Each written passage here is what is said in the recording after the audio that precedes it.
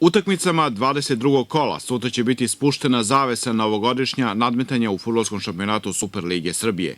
Jagodina dočekuje beogradski Rad sa ciljem da zabeleži prvu ovosezonsku pobedu na domaćem terenu, rekli su na preskonferenciji šef stručnog štaba Miljojko Gošić i prvotimac Stefan Nedović.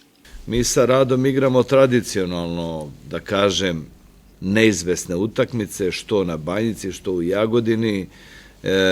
Mi smo uspevali da ih u svoju korist rešimo na Banjici, uspevali smo to nekada i ovde, ali naše utakmice uglavnom su vrlo, vrlo neizvesne.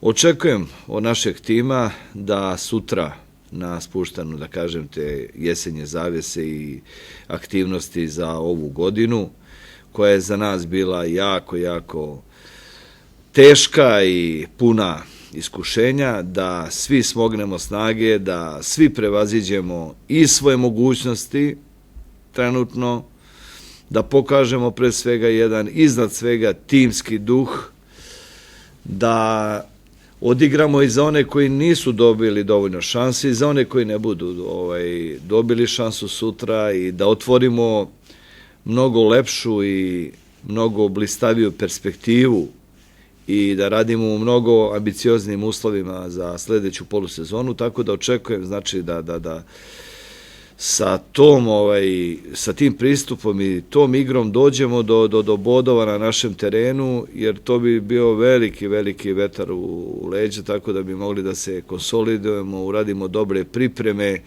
i na kraj krajeva uradimo ono što je bilo teško, a to je da afirmišemo mlade igrače i na kraju takođe da stabilizujemo naš status u ovom rangu takmičenja. Sigurno čeka jedna teška utakmica protiv tvrde ekipe Rada, ali verujem da ako ne budemo primali lake golove koje smo primili u prethodne 3 utakmice, uz mnogo prilika koje stvaramo na mečevima, da možemo doći do prve pobede kod kuće i završimo sezonu dobro.